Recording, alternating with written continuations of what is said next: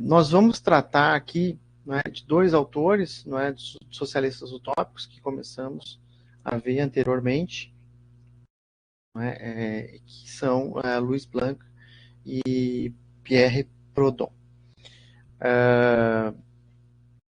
Esses autores, né, como lembramos, a gente acaba estudando eles não apenas porque influenciaram o movimento socialista, o pensamento socialista no geral, mas também porque eles inspiraram, né, o pensamento do Keynes não, do Marx, né, no período posterior, tá? Então, assim, só retomando, lembrando mais uma vez, né, qual era o contexto desses autores?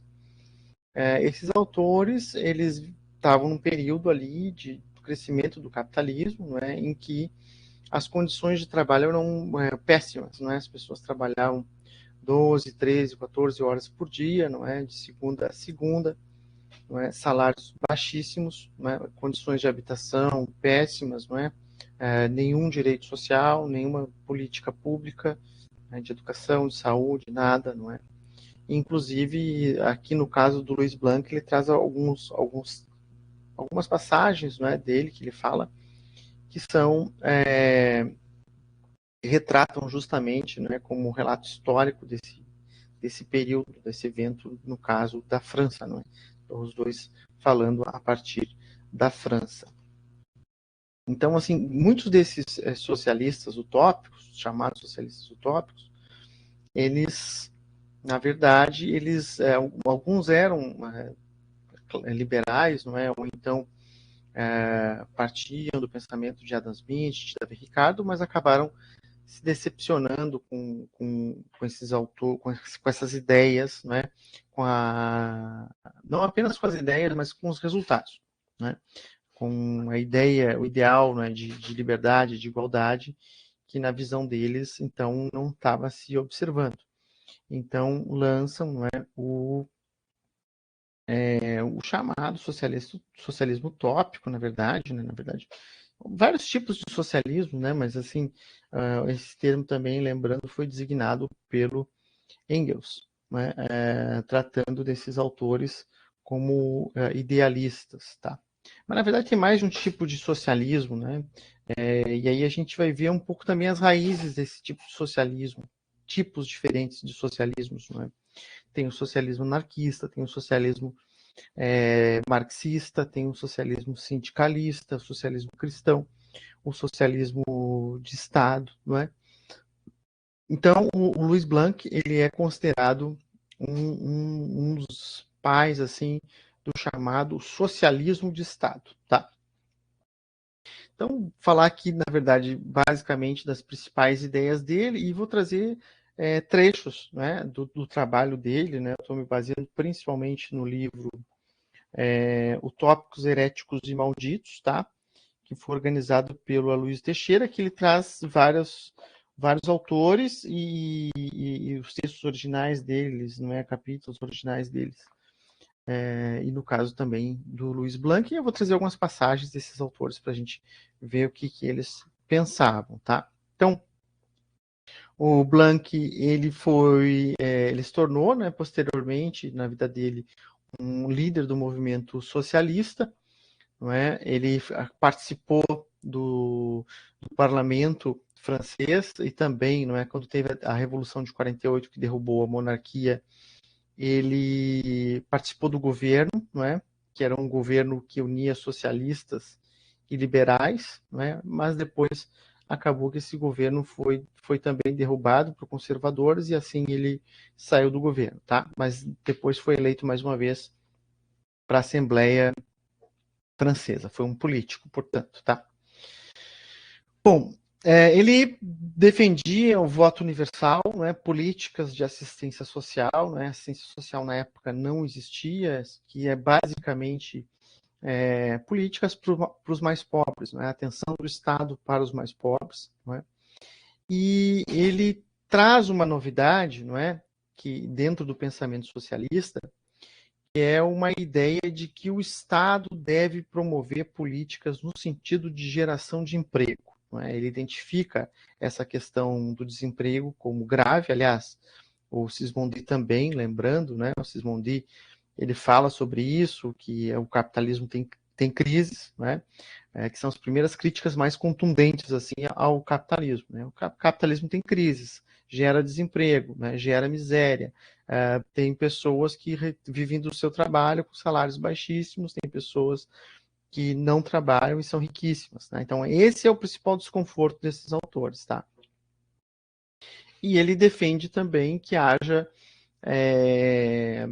cooperativas, não é, financiadas pelo Estado, dando crédito para os pobres para que eles pudessem eles mesmos se tornarem produtores, não é, associados livremente e que pudessem se tornar então eles próprios tendo resultado do fruto do seu trabalho, tá?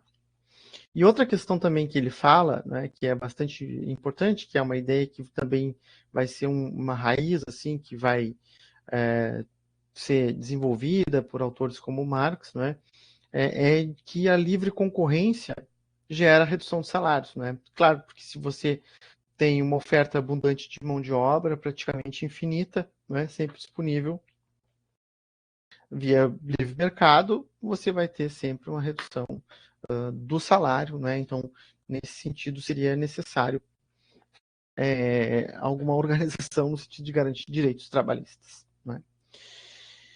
Bom, ele no texto dele, ele acaba trazendo algumas ideias, né, e relatos, como eu disse, que vão nos dizer como é que eram as situações lá, né? Ele fala, por exemplo, de movimentos dos operários em Lyon, que é uma cidade francesa, né? E diz que nos deem do que viver ou que nos matem. Todos ficaram muito embaraçados com esse episódio e como fazê-los viver parecia muito difícil, degolaram-nos. Começa a ter alguns movimentos, né, de resistência dos trabalhadores a essas condições péssimas e houve muita violência, né? Que, aliás, o Dia Internacional do Trabalho tem relação com isso, né? Com os movimentos de resistência dos trabalhadores a péssimas condições de trabalho, né? E como eu falei, né? Ele é um crítico muito, ele é assim, um dos primeiros autores assim mais críticos realmente ao laissez-faire, embora outros também que a gente viu anteriormente, mas ele é um pouco mais crítico, né? Dizendo justamente que a concorrência gera redução de salários, né? E que outra questão aqui importante que ele traz, uma ideia, né, de que à medida em que eu tenho esse processo de concorrência, há um processo de concentração, não é, das empresas, porque as piores vão quebrando, não é, e as maiores vão ganhando o mercado, não é? Então, ele entende que o laissez-faire causa também um empobrecimento e a ruína para a própria burguesia, né? Para a pequena burguesia, e quem ganha de verdade é a grande burguesia, que é uma ideia que é considerada, que é tida como uma ideia marxista, né? Que é uma ideia que parece que foi o Marx que falou isso pela primeira vez, mas na verdade não, né? Foi Louis Blanc, né? E, enfim, que acabou influenciando o pensamento do Marx. O Marx vai desenvolver bastante essa ideia, não é? Que aqui ele só fala como uma ideia e o Marx vai desenvolver uma teoria sobre isso, né, que é a teoria da concentração e centralização do capital, né, que à medida que eu tenho mais livre mercado, eu tenho menos livre mercado. Né? A ideia é essa, né? A contradição do livre mercado. Né? Se eu tenho crescimento do livre mercado, eu tenho concentração porque as empresas pequenas quebram, não conseguem concorrer, e assim redução do livre mercado, no sentido de oligopolização da economia, tá? Aqui, como eu disse, alguns relatos históricos, não é, do Blanc, não é, sobre o pobre, por exemplo. Não é? Pode semear a terra por conta própria? Não, porque o direito do primeiro ocupante tornou-se direito de propriedade. Pode colher os frutos que a mão de Deus fez amadurecer no caminho dos homens? Não, do mesmo modo que o solo, os frutos foram apropriados. Pode se dedicar à caça ou à pesca? Não, porque isso constitui um direito que o governo controla. Pode tirar água de uma fonte encavada no campo? Não, porque o proprietário do campo é, em virtude do direito de acesso, o proprietário da fonte. Pode, morrendo de fome e de sede, estender a mão à piedade de seus semelhantes? Não, porque existem leis contra a mendicância. Pode, esgotado, de cansaço e sem ter para onde ir, dormir nas calçadas? Não, porque existem leis contra a vagabundagem. Pode, fugindo dessa pátria homicida em que tudo lhe é recusado, ir procurar meios de viver longe do lugar em que nasceu? Não, porque não lhe é permitido mudar de país. Não tendo mais trabalho para vos dar, matar-se ou matar-vos. Não é? Que aqui, mais uma vez, né, é um relato histórico sobre as péssimas condições de trabalho, não é, e de vida que havia na França. Pensa aí, na França, tá certo? Com relação à concorrência também, não é, colocando as palavras dele, não é, a crítica que ele tem à ideia de livre concorrência, né, da existência de uma livre concorrência. O empresário tem necessidade de um operário. 3 se apresentam. Quanto custa vosso trabalho? 3 francos, 2 francos e meio, 2 francos me bastam. O leilão está concluído. Ou seja, a ideia de que a concorrência entre o trabalho, né, gera a redução do salário até um mínimo de subsistência. Né? É algo que estava presente já no pensamento do Davi Ricardo, né? Mas aqui ele coloca isso de forma crítica. O que acontecerá com os 2 proletários excluídos? Deixar-se-ão morrer de fome, que é o que se espera. Mas, e se tornarem ladrões? Não é preciso temer. Temos a polícia, não é? Que é algo também, um pensamento que aparece bastante, não é? Na esquerda radical, uma crítica à polícia, não é? Como sendo, na verdade, um aparato estatal para a defesa da propriedade, né? Para a defesa dos ricos contra os pobres, né? Palavras aí também do próprio Adam Smith, né? Que o governo que se estabelece apenas para defender a propriedade é um governo de ricos contra os pobres. Aparece um quarto trabalhador suficientemente robusto para jejuar um dia a cada 2. A redução de salário continuará até o fim. Novo pária, novo recruta. Para a prisão, talvez. Aqui também, né, uma crítica, mais uma vez, à concorrência. Quem diz máquina nova no sistema de concorrência diz monopólio, né, que é uma ideia justamente essa, né, que a concorrência gera, na verdade, uma oligopolização da economia, não é? Embora ele não utilize esse termo, ele usa monopólio, mas ele identifica que esse monopólio ele usa a capa da liberdade, sempre o monopólio sob a capa da liberdade. Ou seja, argumentação de liberdade, de livre mercado, mas na verdade, né, defesa de um mercado que concentra, né, tanto do ponto de vista produtivo quanto do ponto de vista da distribuição de renda. Então aqui mais um traço, né, do chamado pensamento socialista ou da existência da esquerda, né? O que é, digamos, a mola mestra lá, o que define, né, o pensamento de esquerda? É basicamente a busca por igualdade, né? Esse é o principal elemento que nos diz, né, o que é a esquerda, não é? O pensamento progressista. E, por conta disso, o humanismo, né? A preocupação com o ser humano e com as condições de vida humana. Né? Aqui alguns trechos que retratam esse humanismo do pensamento socialista. Em outros estabelecimentos industriais, crianças de qualquer idade. Vimos aí crianças de 5 e 6 anos. O número de horas de trabalho é o mesmo para todos, crianças e adultos. Não se trabalham menos de 13 horas e meia por dia. Vereis infelizes crianças, pálidas, fracas, mirradas, olhar baço, faces lívidas, dificuldade de respirar, caminhando com as costas curvadas como velhos. Do individualismo, já disse, nasce a concorrência. Da concorrência, a flexibilidade do salário, sua insuficiência.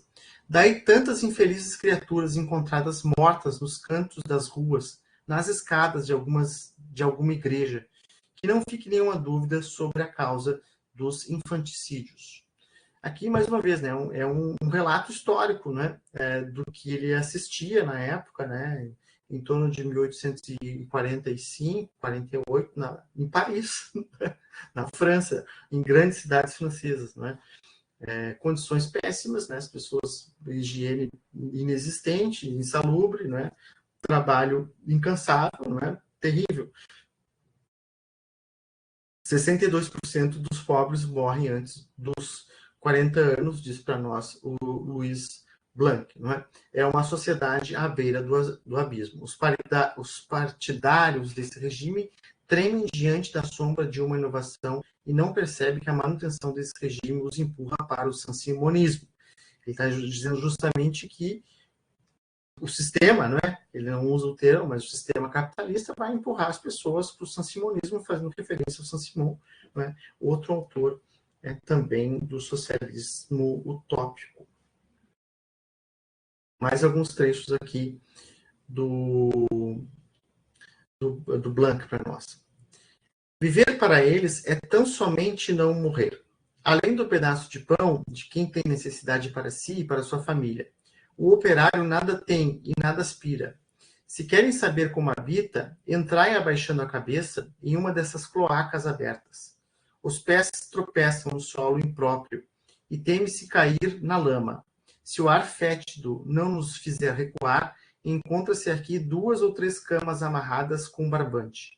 Uma colcha de farrapos. A criança dessa classe, quando não estão em um trabalho penoso e embrutecedor, passam sua vida no lodo dos esgotos. Pálidos, inchados, estiolados, com olhos vermelhos e remelentos, arruinados por oftalmias escrofulosas, aos 20 anos, ou se é vigoroso ou se está morto. Quantas lágrimas representam cada uma dessas cifras? Claro, aqui, né, é auto-evidente o que ele está denunciando, o trabalho infantil, né, e as péssimas condições de vida no geral. Bom, o salário aqui na época, né, na França, tá, era de 196 francos.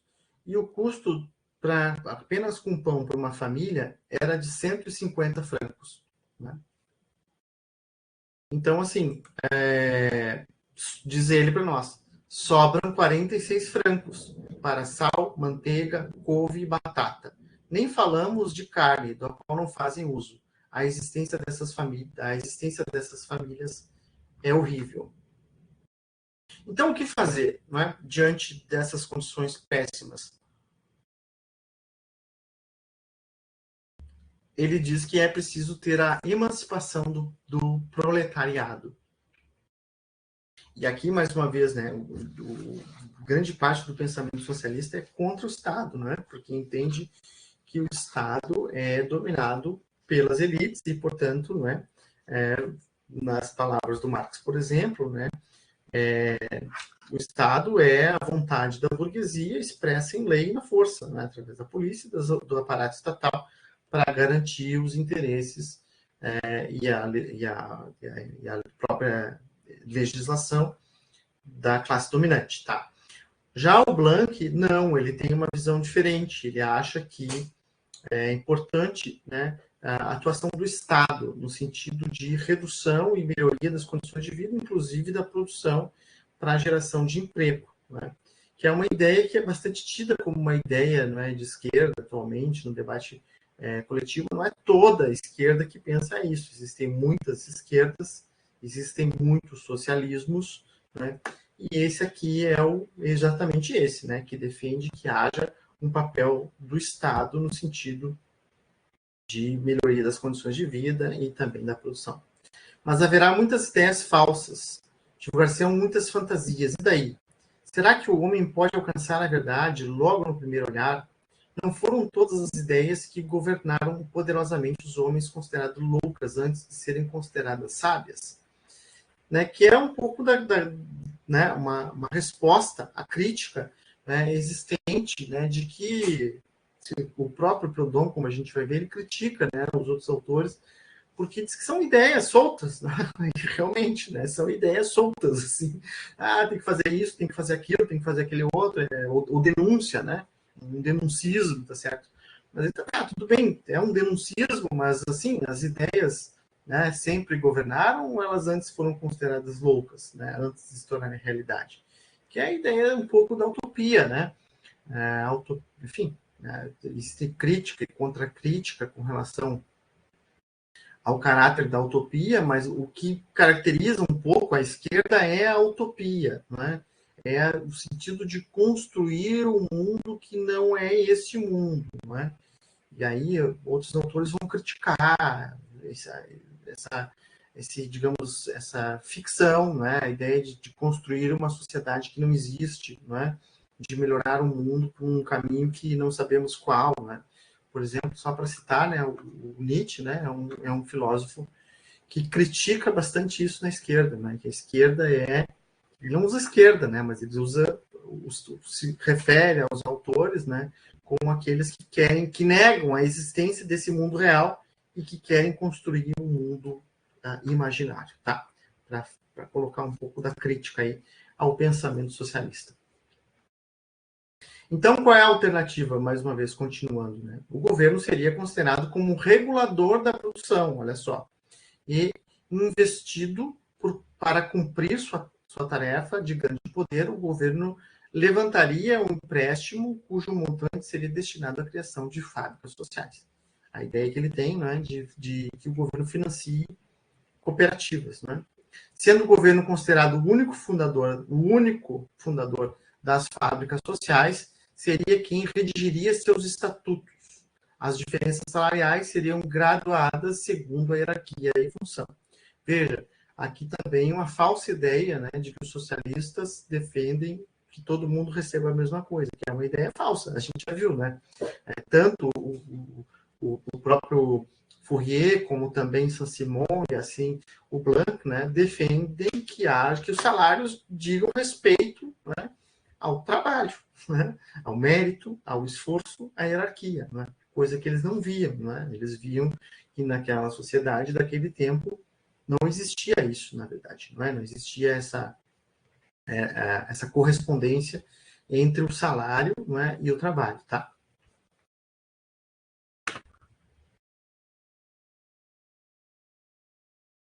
Bom, então ele fala, mais claramente, né, colocando assim do que fazer, que coisa, por exemplo, que o Marx não faz muito, né? Ele não diz assim o que tem que fazer, né? Muito, um pouco só, né? Mas só em textos políticos dele, né? Em textos teóricos assim não aparece nada disso, né? O Marx apenas busca, né, analisar, né, e teorizar a realidade. Tá? Então, o que ele tem que fazer? Os resultados, ou seja, os lucros, né, deveriam ser repartidos entre os membros, né, no caso dos cooperativados. Deveria haver uma assistência aos idosos, aos doentes e aos acidentados, né, que veio a existir posteriormente no final do século XIX e principalmente no século XX, que são as políticas previdenciárias, assistenciais, de seguridade no geral. Minimização de crises, né, que é também algo que aparece aqui, que já tinha aparecido no Saint-Simon, que já tinha aparecido também no Thomas Malthus, né, e que vai ser desenvolvido também no século XX. Né, posteriormente à crise de 29, né, a ideia de que o Estado tem um papel no sentido de contrabalançar crises da atividade capitalista, que é uma ideia tida como keynesiana, tá? Fortalecimento dos instrumentos de trabalho para ampliar a associação e educação gratuita, né, que é uma bandeira praticamente de todos os socialistas, né, que houvesse educação pública. Que não tinha, evidentemente. Que o Estado coloque-se resolutamente à frente da indústria, que faça convergir todos os esforços, que congregue em torno de um mesmo princípio, todos os interesses atualmente em luta. O comerciante deve ser o agente da produção, participando de seus lucros e associando-se a todas as suas oportunidades. Veja, ele não está defendendo uma expropriação da propriedade, né? Ele está defendendo que os comerciantes participem também da produção, né, da produção coletiva e que tenham, né, a devida retribuição sobre isso, tá?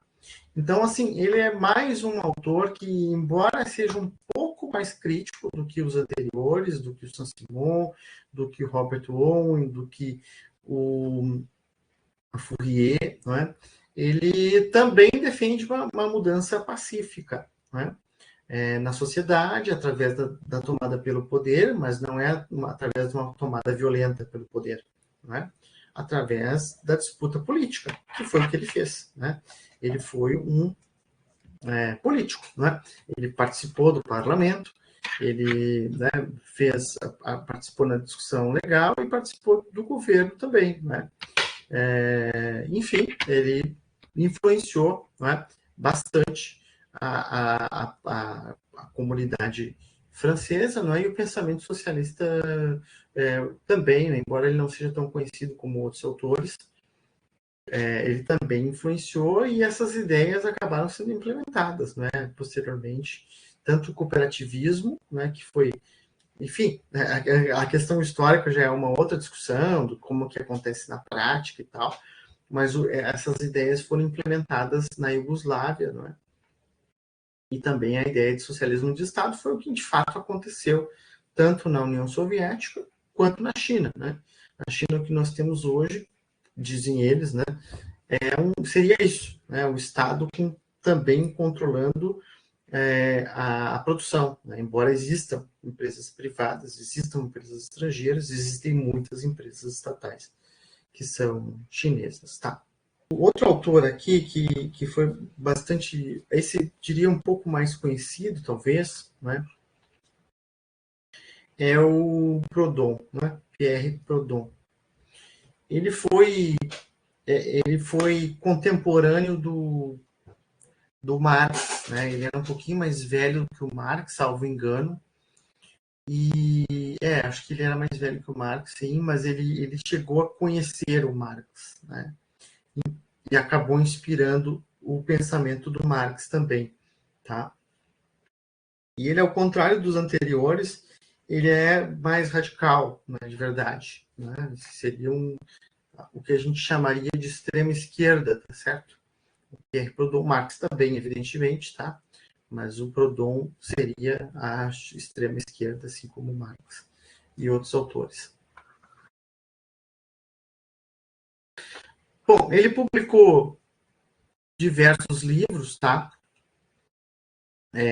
Teve uma importância política relevante, né? Teve uma influência teórica também, muito embora não teórica, na verdade ele não desenvolve teoria, são ideias, né, críticas, tá? Quem desenvolve teoria, mais uma vez, é o Marx, né, que é o grande autor da esquerda, evidentemente, justamente porque ele constituiu teorização, né, de forma bem mais ampla e profunda.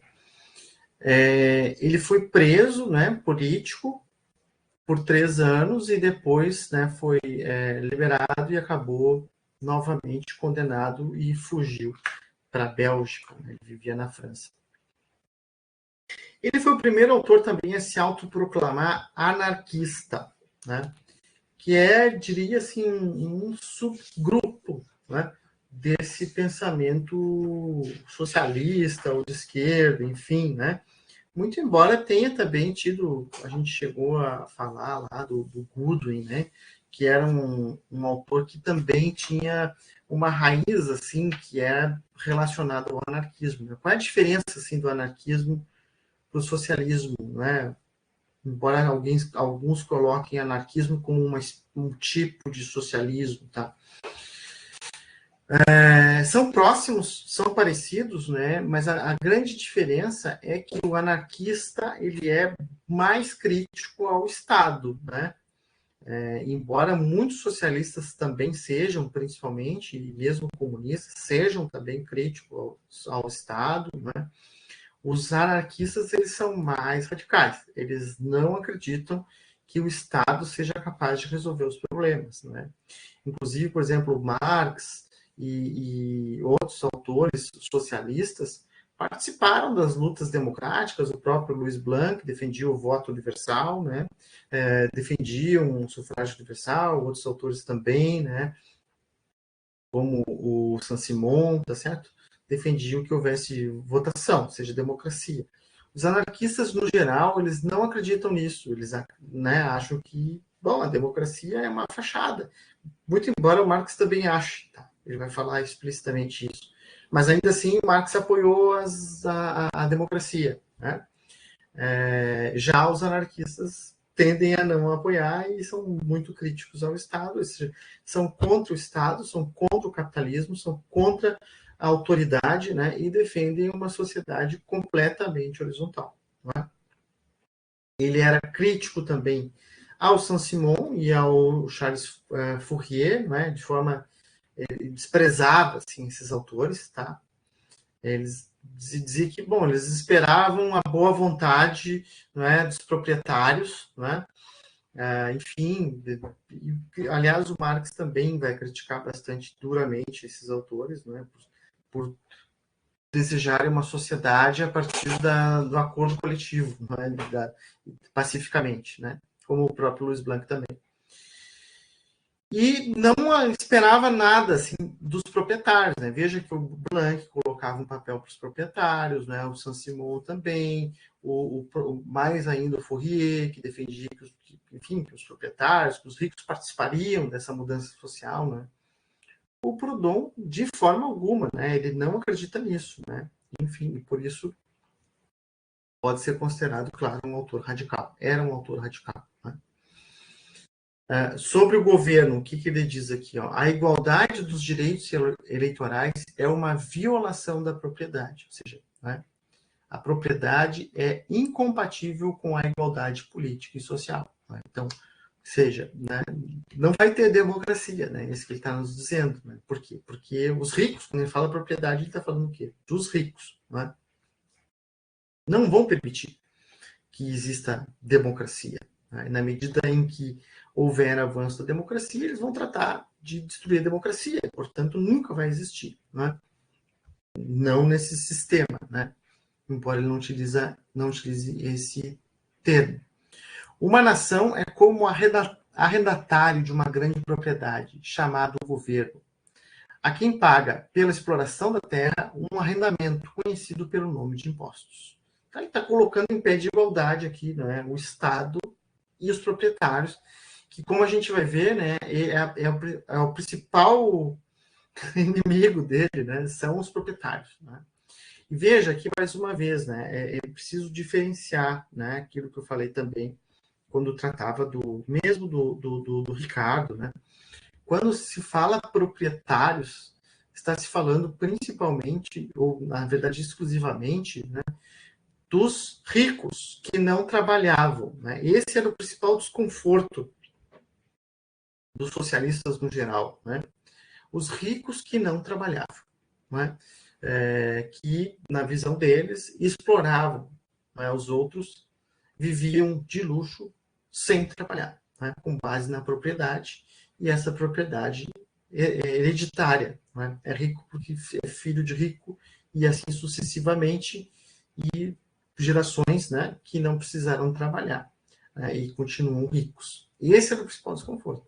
Muito embora, né, os autores mais radicais, como o Proudhon e o Marx, e Bakunin e outros, vão criticar também os capitalistas. Né? Vão ver nos capitalistas também uma forma de exploradores.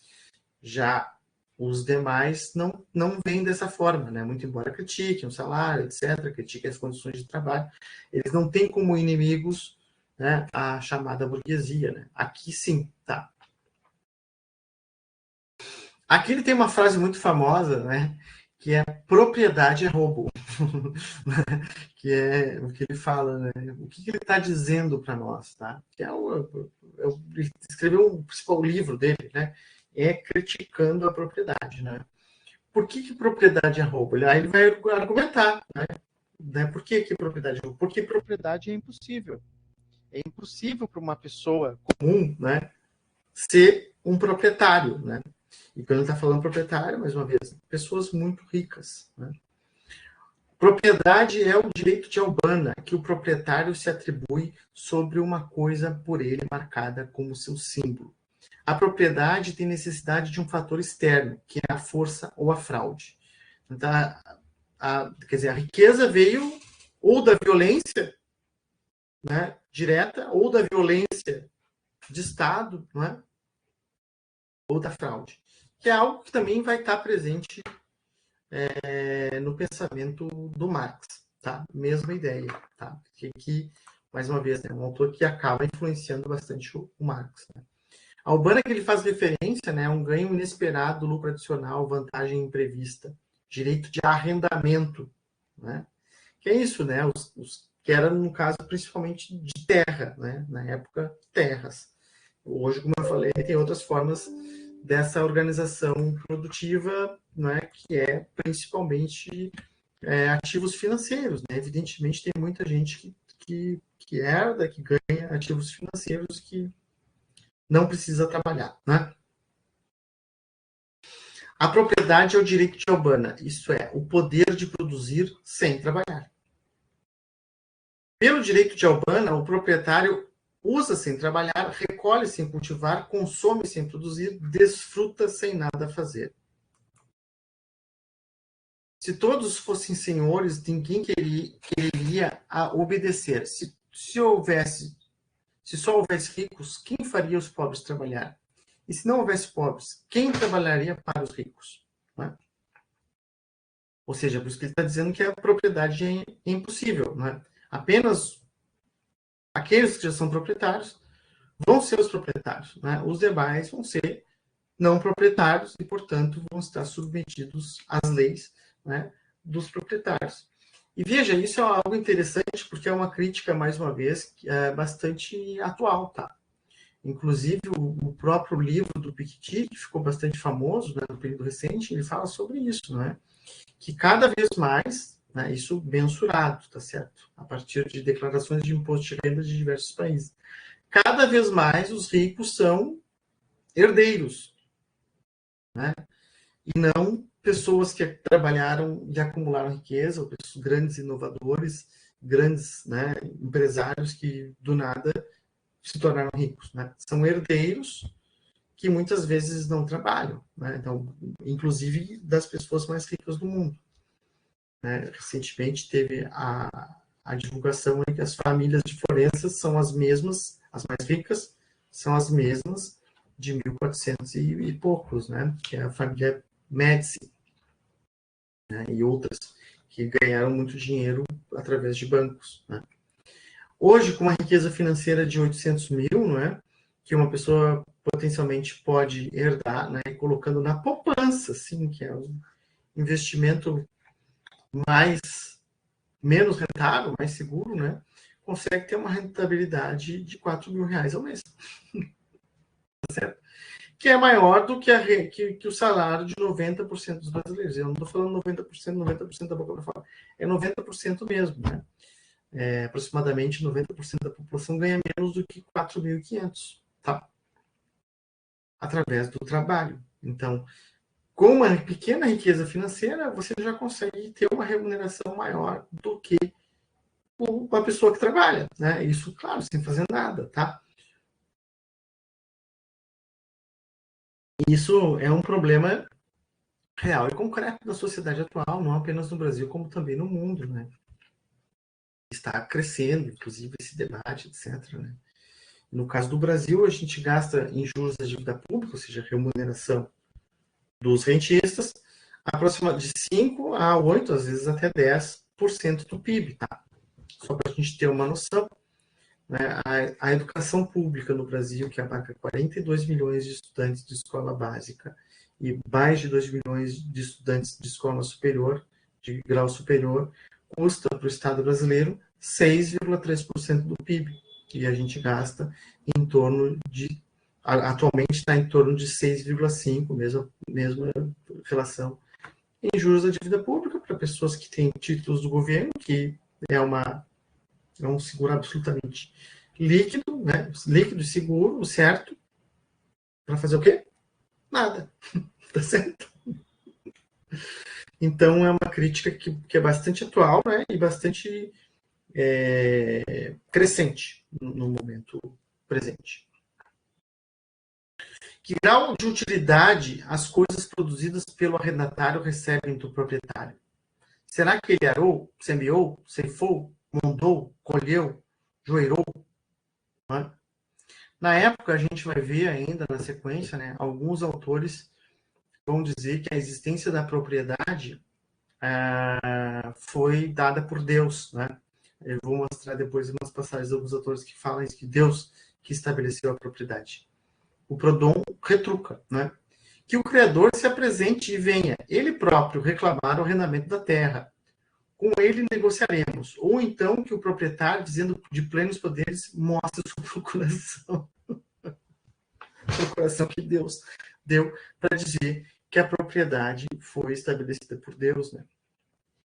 E é uma discussão que está presente, né, principalmente no pensamento do Marx, né, mas também de Proudhon, evidentemente, a crítica, né, da origem da propriedade, né, como se deu o início da propriedade, né, que, segundo eles, a propriedade se estabeleceu através dos cercamentos, né, das terras, que eram comunais, né, no feudalismo, eram de todos comunais, e passaram a se cercar e dizer, é meu, né, e a partir disso se estabeleceu a propriedade, né? E na sequência, posteriormente, né, o enriquecimento, que é a chamada acumulação primitiva, né, da origem do capitalismo, como foi? Foi através da escravidão, né, e do roubo de terras e de continentes e de açoitamento de pessoas, né? Enfim, roubo e fraude, né? Isso que alegam Proudhon, né, e Marx, e Bakunin e outros autores do estabelecimento da propriedade, né, que foi da força, né, foi violento e não foi natural, tá? Os instrumentos e capitais, a terra, o trabalho, separados e considerados abstratamente, não são produtivos senão por metáfora. Bom, né, a ideia de que as pessoas trabalham, né, e não recebem a remuneração devida, né? O proprietário não entrega os valores dos serviços. É uma extorsão, diz para nós Proudhon, fundada unicamente na fraude, na violência, por um lado, e na fraqueza e na ignorância, por outro. O proprietário não produz nem por si mesmo, nem por seu instrumento, e recebendo os produtos em troca de nada, é um parasita ou um ladrão. O proprietário, a propriedade é o direito de usufruir e de dispor a seus caprichos dos bens de outrem, dos frutos da indústria e do trabalho de outrem. Todo possuidor de terras é um estelionatário, culpado por crimes de calote e peculado. Toda renda recebida é um ato de propriedade, um roubo. A ideia, né? Propriedade é roubo, tá? Na visão dele. Defender a propriedade hoje é condenar a revolução. E aqui ele vai criticando também, né, o Saint-Simon, o Fourier, né, que acham que vai se construir uma sociedade melhor através da boa vontade dos proprietários. Né? Claramente discorda. Né? Se todos trabalhassem, não haveria propriedade, diz Proudhon. O proprietário, sem virtudes nem vergonha, não se habitua a uma vida de ordem e disciplina. Se ele ama a propriedade, é apenas para fazer o que quiser, quando quiser e como quiser. Seguro do que ter do que viver, ele se abandona à futilidade e à preguiça, procura curiosidades e sensações novas, dedica-se a ocupações de luxo, a prazeres imundos. A população trabalhadora não pode comprar nem os estofados que tece, nem os móveis que fabrica, nem metais que forja, nem as pedrarias que talha, nem as estampas que grava, não pode consumir nem o trigo que semeia, nem o vinho que produz, nem a carne dos alimentos que cria. Não lhe é permitido morar nas casas que constrói. Essa obra é tua, mas não a terás. Né?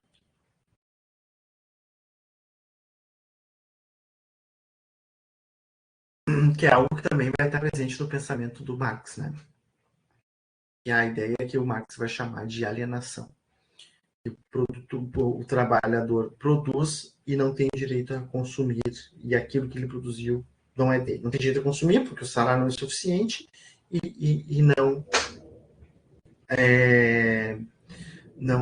é proprietário daquilo que produziu. Se o salário do operário não pode comprar o que produz, isso significa que o produto não é feito para o produtor. Né? Aqui, então, ele está criticando também o próprio capitalismo, né? De forma mais incisiva e clara. Né? ao contrário dos outros autores que não falavam assim. E ele fala também sobre crises, né? Embora de forma assim muito solta, né? Mas ele fala que os proprietários são os principais culpados pelas crises, né? Claro que ele tinha ódio dos proprietários, né? Que a propriedade, os juros reduzem os lucros e a redução de lucros causa crises. E veja que isso aqui é uma ideia que estava presente no Davi Ricardo, embora o Davi Ricardo não fale em crise, né? Ele fala em steady state, né? Que seria uma estagnação. Ele identifica também a mesma coisa, né? Que são os proprietários de terra que são os culpados pela redução dos lucros e, portanto, da estagnação econômica, né? Então, aqui nisso eles concordam, né? O que é interessante. É sobre a indústria que recai principalmente a ação devoradora da propriedade. A primeira causa das recessões comerciais e industriais são, portanto, os juros de capitais. Então, assim, existe uma certa hierarquia de inimigos, né? Os principais inimigos aqui são os proprietários, né? São os rentistas, são aqueles que trabalham, que não trabalham e são ricos. Os segundos inimigos, né, são os industriais, né, que exploram o trabalho e tal, mas, né, tem uma hierarquia, tá? Ao trabalhador, a propriedade é impossível, né? E ele critica também o Malthus, né, que quer que as pessoas tenham menos filhos e tal. Querem tirar do pobre o único prazer que conhece no mundo, né? Citando aí explicitamente o Malthus, tá? Bom, para fechar, assim, né, sobre os pensadores socialistas utópicos, fazendo uma reflexão aí, o que acontece? Esses autores, eles assim, para colocar crítica, claro, eles trazem ideias soltas, né? Eles não desenvolvem teoria, eles não assim, trazem assim, um outro mundo é possível, ficam mais na crítica, né? Isso está ruim, isso está errado, não é assim, não pode ser, né? Critica a miséria, critica a pobreza, tá? Mas o que fazer? Qual é a solução? Né? Que é um pouco, digamos, do calcanhar de Aquiles do pensamento socialista no geral. Tá, mas e aí? Como que a gente vai resolver? Né? Alguns ainda trazem algumas ideias, né? Tipo, política de saúde, proteção trabalhista, política educacional, né? O fim da propriedade, né? Cooperativas, o Estado vai resolver, né? Mas tudo muito solto, assim, né? E aí existe essa crítica muito comum, né? Claro que outra crítica existente, evidentemente, né, principalmente dos liberais, é de que o que, né, incentiva a produção, né, e a acumulação é o ganho. Né? As pessoas só vão trabalhar mais e só vão, né, se dedicar mais se elas puderem ganhar com isso.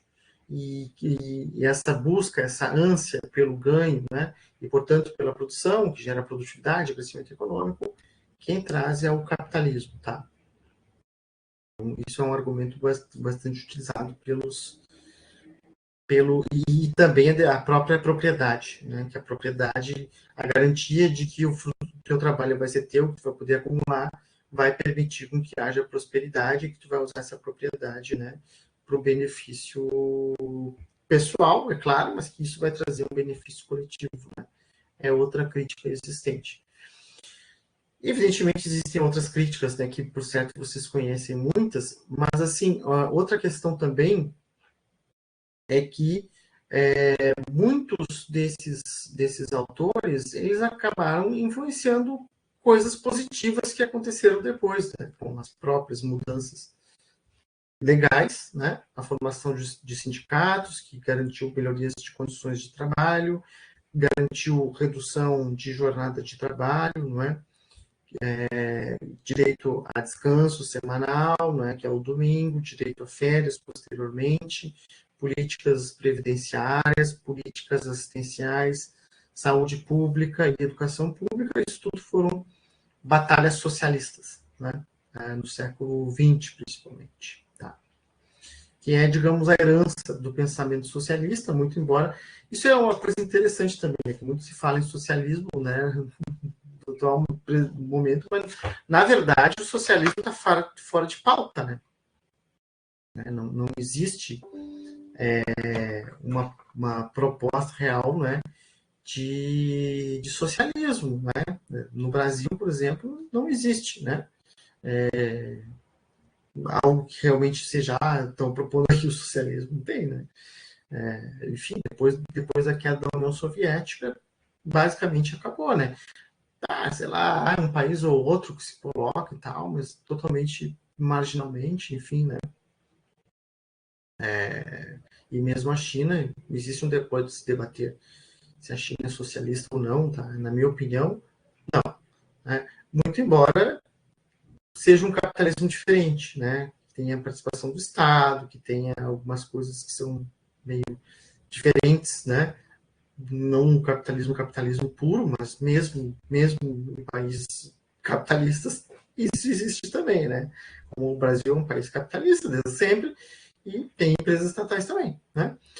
Assim também nos Estados Unidos também existe, né? Embora seja menos, mas existe também em outros países como França, como Espanha, tem também, né? E inclusive apoio do Estado para a formação de capital e tal, tem nos Estados Unidos, tem na China, tem em todo mundo, e tem no Brasil também, e é tudo capitalismo. Enfim, né? Longa discussão. Mas com isso, então, eu encerro